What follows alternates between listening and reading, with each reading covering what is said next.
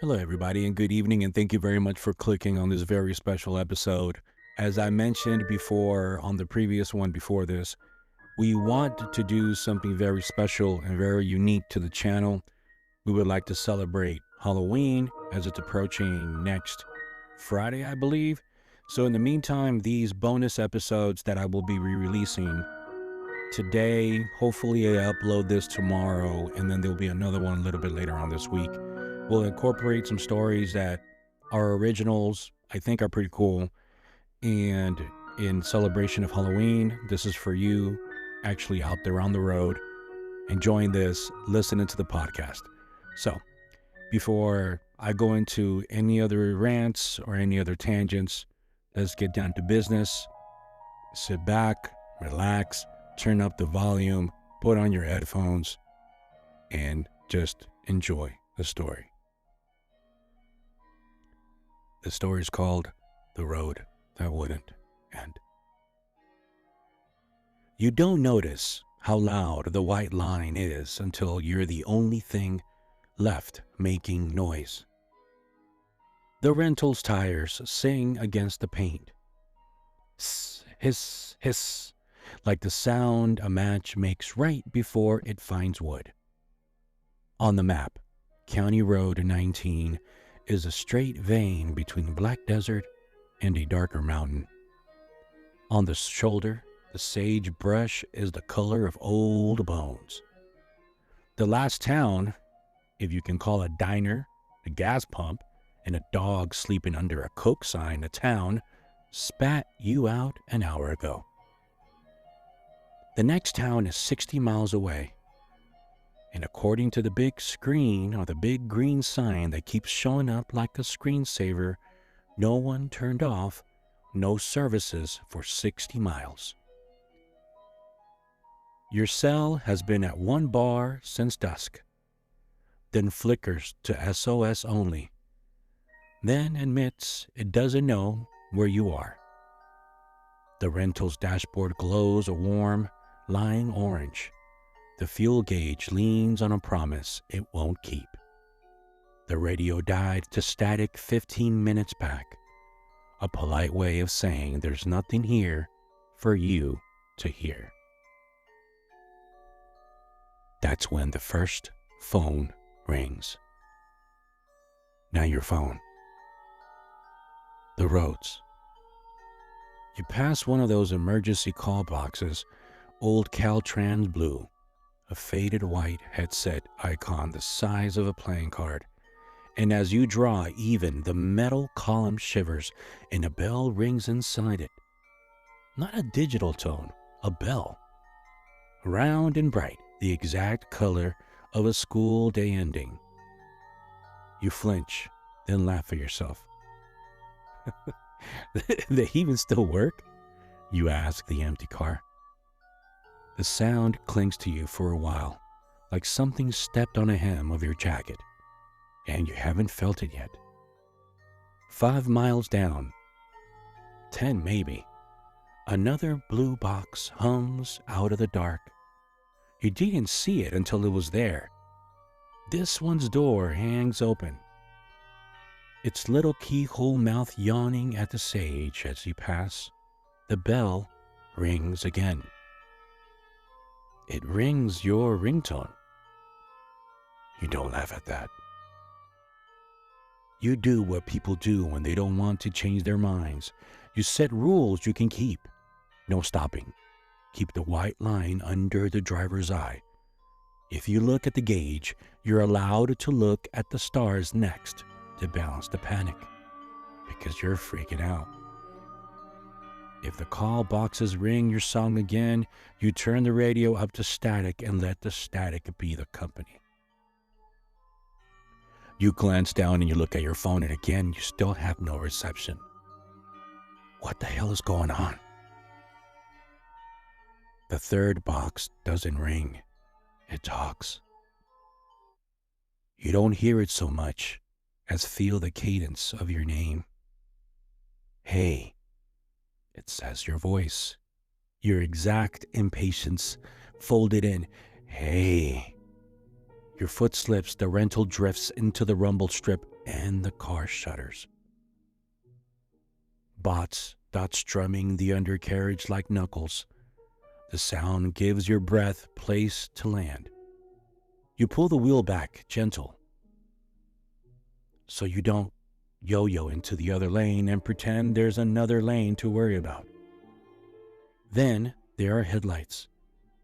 They appear in the rear view without fanfare. Far back, mild, a pair of pale coins. You watch them for a count of 10. They don't change size. You want a real car behind you like people in lonely houses want a cat to jump on the bed. You want someone to exist out here in the slice of night that isn't yours. The white line hisses. The speed limit flicks by 55. You're doing 68. You slow down a bit. The headlights do not. They hold position at that polite, guilty distance people leave when they are tailing without wanting to admit that they are tailing. When the next blue box blossoms out of the dark, every hair on your arm stands up and points at it like compass needles. It rings once, a crisp school bell, then rings again, the pearly chirp of your phone, then says your name, your voice, and adds, "Pull over." You whisper, "No." You don't mean to. The world leaks out between your teeth like steam. The headlights behind you draw larger as if the world, and the word is a magnet pulling on glass. You make a decision. You will go 55. You will be law itself. You will not be the kind of person who outruns anything. Let whatever's behind you pass it if it wants. Let the call boxes talk to your empty wake. Let the white lines sing its wrong lullaby. The next sign says, "No services for 60 miles. Again, you look at the odometer, 23 miles traveled on this road. You look at the sign, 60. Someone you will never meet has a sense of humor that doesn't translate well in the dark. You pass a mile marker, 41, then 41 again, then 41 again. It's broken, you say, because that's a word you can carry. Your stomach makes a hollow argument about the fuel. The gauge agrees with it. The wind has a hand on the car now. The kind of sly sideways push you get in land is flat when the temperature decides to change its mind. You watch the reflection of your own dash in the windshield and pretend it's a cockpit you chose. At 41 for the fourth time, someone stands at the shoulder. You see her at the same instant she sees you. Both like you've been waiting for each other at a blind corner. She holds a red plastic gas can and wears a jacket tied around her waist that went out of fashion 5 presidents ago. Her hair is braided over one shoulder, the braid too neat for the wind, the way new graves are too tidy for the weather. She doesn't step in your lane. She doesn't wave. She looks at you like a car fell through a ceiling into her kitchen. The headlights behind you swell in the mirror like a tide, and you think, if I don't stop, the one behind me will. And the idea of her getting into a different car makes your hands act without permitting your head to watch and catch up. You begin to brake. The rental does that nervous little dance on gravel, then 2 tires leave the pavement. You coast to a stop opposite the gas can and think of every cautionary story your mother put in your bones. The girl walks around the hood like someone approaching a stray dog, eyes down, hands visible, palms out. The gas can swings from her fingers, a casual worth that makes your mouth taste like pennies. Her face is a geometry class you passed a long time ago. Beautiful in the way corners are. Her eyes flick up, once like a coin does in a fountain, and you hate the thought so much you let her in because you want to prove your head wrong about it. This whole thing is wrong. She clicks the door shut, as if the car needs to be sealed against the weather you can't name. She sets the can between her feet and buckles without a fuss. "Thanks," she says. "Sure," you say, the word coming out a little too available. "There's a town 60 miles ahead." She laughs once. It's not a happy sound, but it isn't cruel.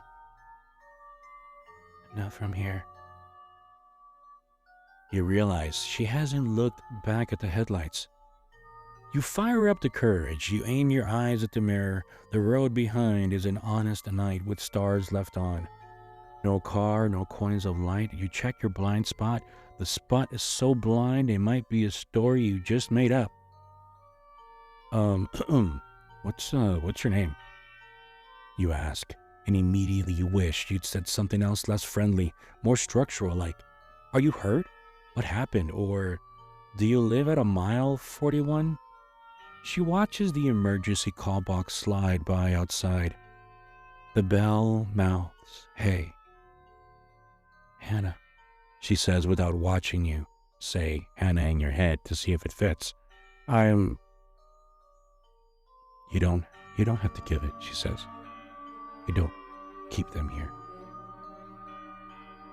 You put your hand back on the wheel, which is where it belonged all along. Your car does 60. The white line hisses. Your fuel light warms the dash with the bedside manner of a hospice nurse. "Where were you headed?" you ask. "Mile 0, she says. "That's what? That the other end?" She shrugs. "Depends." "On what?" You what, I ask? "On the road, or how you talk to it, or whether you let it ring?" But she's watching your passenger window as if it's a television showing a show she missed once and has been trying to catch again ever since. The blue boxes come quicker now. You must be seeing them because you look for them now. You must be hearing bells because you don't want to. "You pulled over," she says, not quite admiring it. "People don't pull over anymore. They let it pass them by because they think if they don't look at it, it won't count." "What is it?" you ask. You hate of how you sound, like a tourist asking a glacier if it's cold. "The debt," she says. "The road's lonesome. Isn't free." You tell yourself, is this girl a poet or a metaphor? What is this? You tell yourself she's been out here long enough to name weather and laws and how many grasshoppers the hood can carry without clogging the vents. You don't ask her how a metaphor rang your ringtone. The odometer ticks a digit. The fuel light doesn't. The white line whispers confidence you can't shake. "I am not for you." You'll hear your voice again, Hannah says. "Don't answer." I'm like, "Okay, I won't." "Don't stop unless the road offers you a place. You'll know it if you see it." You know a lot about this road, don't you? She looks at you then. There's a color in her eye that blonde people get in their desert at night. A pale, reflective thing that thinking calls animals because it's jealous. "I used to live near here," she says. "When?" She tips her head as if she listened to your question in a different language. And in this language, the tense of when is a kindness nobody deserves. Another 41 spins fast. This one wears a necklace. 5 plastic flowers tied to the post with sun-bleached ribbon. You catch the shape of a photograph underneath the flowers, its face all glare and ghosts. Hannah says, "Don't look right anymore." You fix on the left sagebrush the suggestion that once there was water. There's a subtle change in the sound of the tire. If the white line until now has been a match looking for wood, this is the sound when it makes when it finds it. The paint sings deeper, the car hums in sympathy, like bone at a concert. Now, she says, it's going to try. The call box ahead is new, not repaired, new.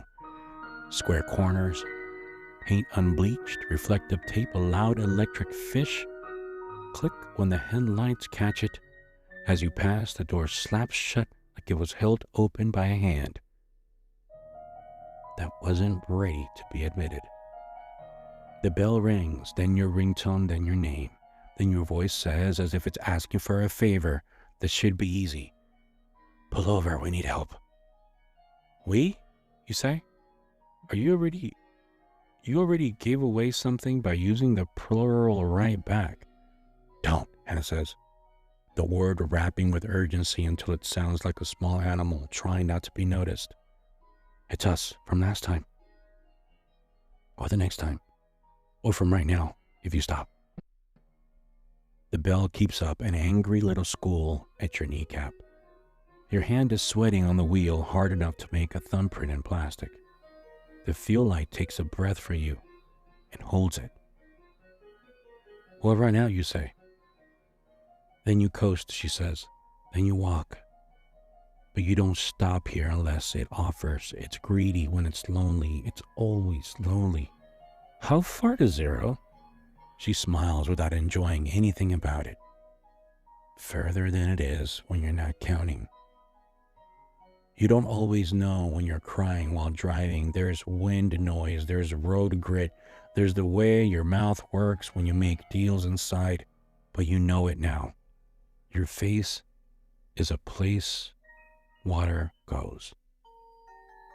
The road tips down, tiny.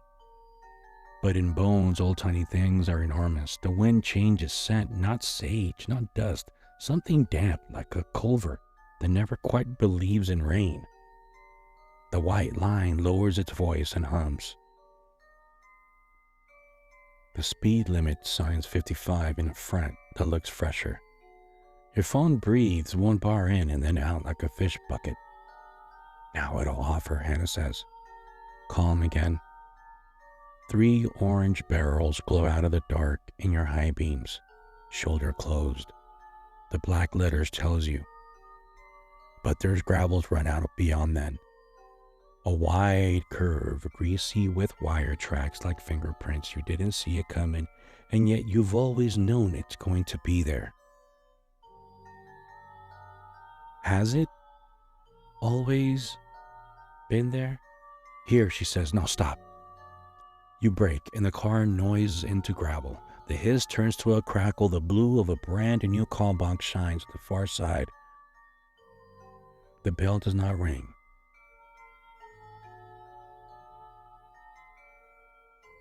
You get out of the car, and you walk to the call box. As it rings again, you pick it up and look back, and look for Hannah.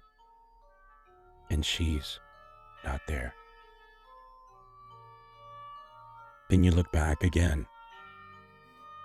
The call box is not there. You look back, and the car is not there either. You sit there confused, contemplating and looking to the sky, wondering what's going on. You look in your pockets, and all of a sudden you can't find your keys and you can't find your phone. You're frustrated. You look up and down. What's going on? Then all of a sudden you see lights down at the end of the road at marker 41. You slowly walk to the marker, and you notice that there's lights, not one, but 2, but what appears to be multicolored lights. You immediately become excited because of everything that you've gone through. You are now looking for this to end. Finally, you begin to run towards the lights, screaming and yelling, asking for help. Your feet begin to burn. Your arms begin to burn, your muscles, your core, your chest, your arms. As you approach and you get closer, you see that there's cops and cars, what appears to be an accident. As you approach it closely, you see the jacket that Hannah was just wearing a few moments ago, sprawled out on the floor. You see the tennis shoes that she was wearing. Your stomach begins to panic. You begin to sweat. You begin to scream even louder, and everything begins to slow down. Then as you get closer, you realize it's your car. Then you immediately stop. And then you realize you're inside the car.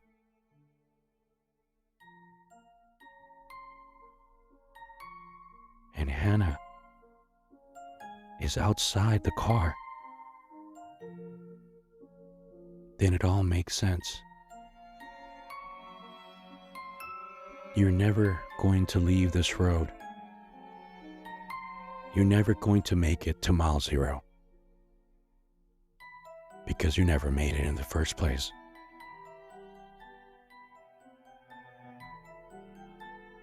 This next story is called Low Battery Found Footage. I generally speaking like to go running and jogging in the middle of the evening, generally around 9:30 at night, maybe 10:30. The reason for it is because County Road 19, generally speaking, tends to be very empty, lack of dogs, old people, and things that honestly just bother me. But on this particular day, I found the phone on the shoulder, half buried where rain makes a tiny river after storms.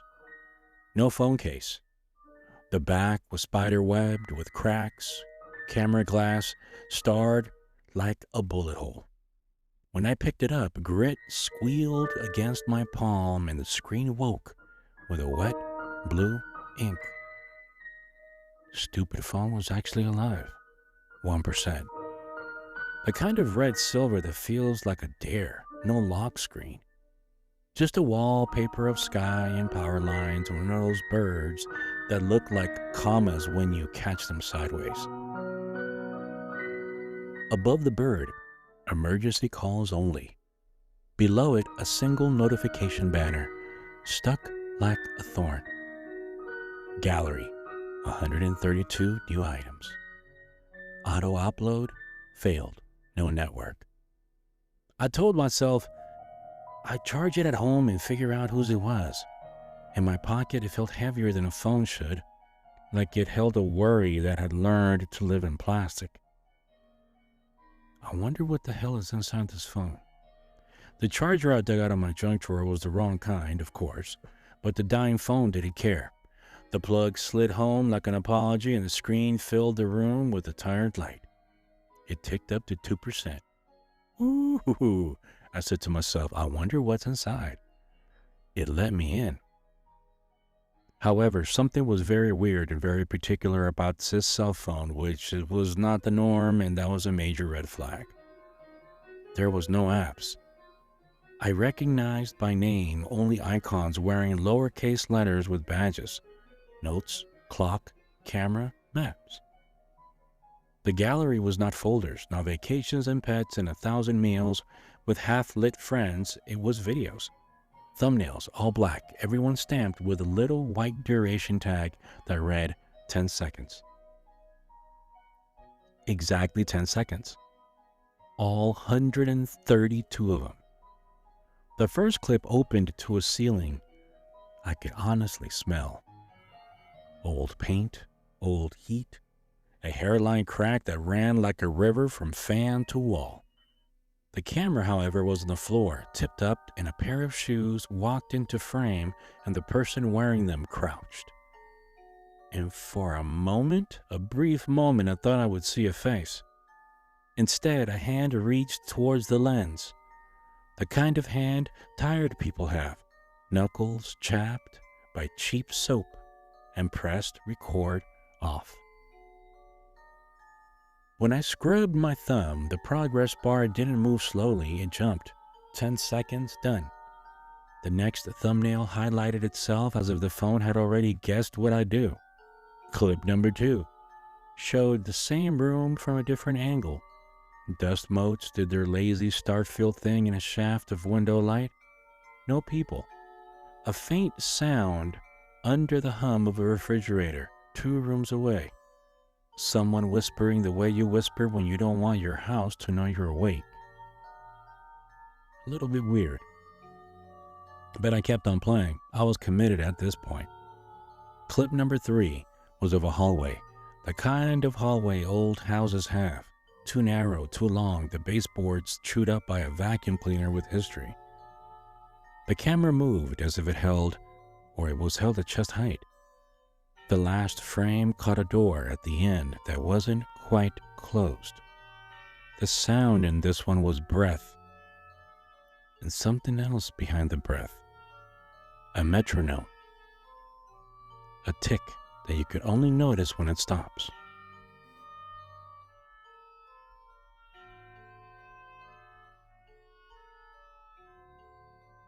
"2% to 3%. The plug was warm. My apartment felt like it had been eating the light and was deciding what it tasted like. I watched 10 more, and each one the camera seemed to be figuring it out. What its owner wanted from it. It framed vents, outlets, and a delicate chipped lip of an old sink. A closet where a string hung with no bulb. The bottom of a door. No, not the bottom. Space where air pushed in and out as if something on the other side was breathing through the gap. I didn't notice until I went back that the timestamp on the clips were not in order. They all read 3:07 a.m. Different dates, same minute, 3:07, like the phone only remembered how to be a camera at one time of the night. The oldest was about 8 months ago. The newest was tomorrow.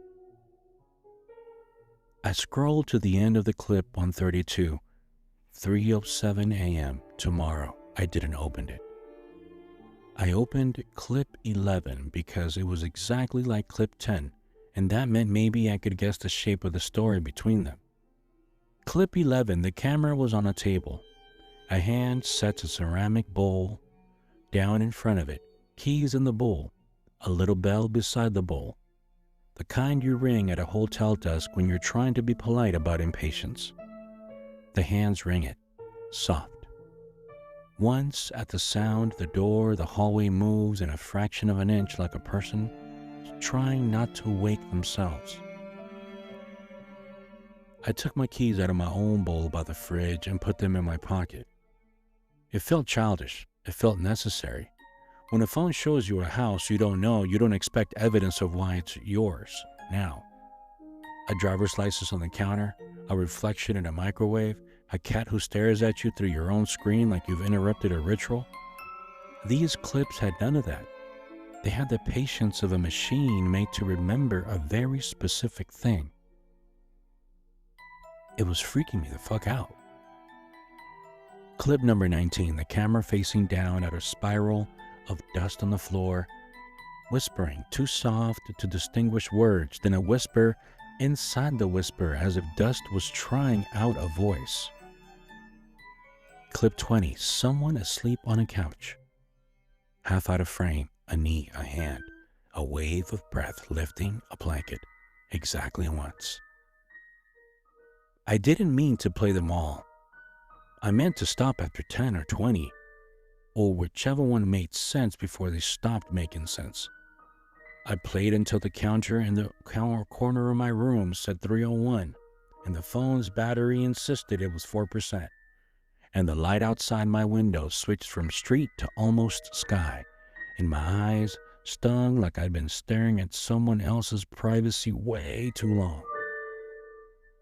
Somewhere around clip 50, the phone learned to be a camera. The footage got clever. It panned the room like it needed to find the draft without moving air. It zoomed on hinges. It rested on that hallway door in a way that made the little muscle in my jaw tick. On clip 63, something tapped the lens, not a finger. The video flinched and then corrected itself for 2 frames. I swear I saw a reflection that wasn't a human face. A shape like a room looking into a room. On clip 68, the whisper became a sentence. It came from the crack under the door the way the heat does. It said almost shyly, "The quiet." And the person behind the camera, the chapped knuckles, did. They set the phone on the table and left the room for 10 seconds. The phone watched the door. On clip 69, the door opened while no one was in frame. It opened 2 inches and then stopped as if someone was listening harder than they were. Strong. When I paused, the screen didn't freeze. It breathed. I could hear the little stop valve sound houses make when the refrigerator shuts off. It took me a whole minute to understand I was hearing my refrigerator shutting off, not theirs. I got up immediately to unplug it anyway. When I passed my hallway, I didn't look at the door at the end because I don't have a door at the end of that hallway. My apartment ends with a wall and a coat hook and a crack where the painters got bored. At night, everything you own begins to think about what it could be if it were in the mood. Clip 80. Started with nothing and ended with a single voice, closer now. "It's lonely," it said, as if a place could be. It wants pages, a soft scuffle, a bowl ringing itself. Clip 81 was from under the bed. The camera had been set on the floor and a blanket fell in at the edge of the frame like a low ceiling. Dust under furniture moved like astrologers would if they believed in gray.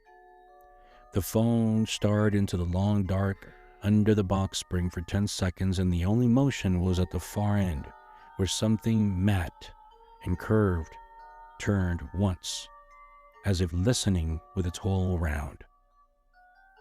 Clip 92 made me stand up. The camera was held higher now, pointed menacingly at the attic hatch in a hallway ceiling. A string hung down, that useless little string, a stained, a darker brown where fingers had worried it over years. For 9 seconds, nothing, and then on the 10th, the string curled around itself as if a tongue had considered it. I stretched in the way your body does when it wants to pretend to be a different body. I checked the window latch, checked the stove knobs, checked the closet for the thing I don't believe in, opened the closet anyway, wrote out the disappointment that closets are only and ever hold clothes. Back at the table, clip 99 looked at the same attic hatch, but this time there were footprints on the hallway rug, flat, dark ovals of dust like absence of shoes. It was wrong, too narrow. The big toe was at the wrong edge, like a foot that had committed to being inside out and dared the world to correct it. 10 seconds of nothing else, and then the last frame wobbled as if the camera holder had forgotten where their hand ended and the phone began. I must have lied to myself and said 2 more. I must have decided that a 10-second clip couldn't do what a 2-hour movie did. Couldn't lay living room carpet under midnight brain. I opened clip 120 with the arrogance of someone halfway across the river on a plank who has decided the planks will continue because otherwise they will stop. Clip 120, 3:07 a.m. Yesterday, the bowl by the fridge brimming with keys, an envelope addressed to resident on the table, a hand sliding a small bell into the bowl. The bell rang by accident against the keys. Across the room, the closed door answered by letting its latch sigh. Clip 121. The attic. Hatch again. The string hung straight. The dust on the rug scuffled in an arc as if someone had turned a place without lifting their feet. Then something happened on clip 122. The camera kept on panning back and forth, and I thought I saw a clip of my own house in a car as it was driving. Clip 123. Nothing.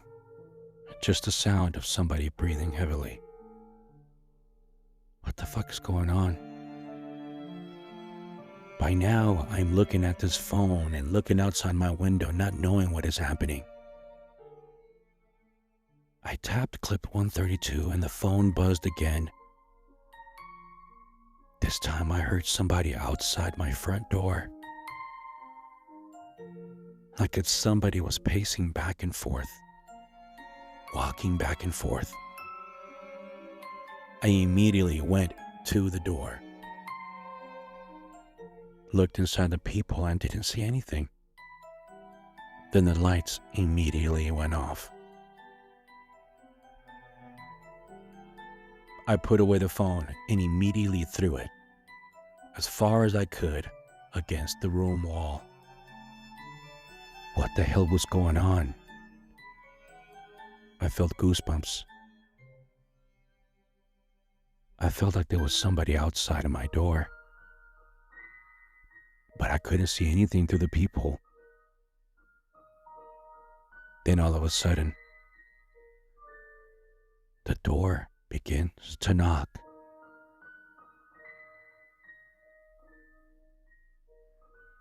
I immediately look back and I see that there's a notification on this phone. I pick up the phone. I look at the last notification, and all I see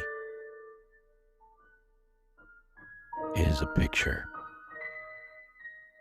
of outside of my apartment. Immediately right after that,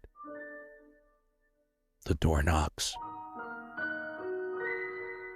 I don't want to open it, but I feel that I need to. I want to find out why and what's on the other side.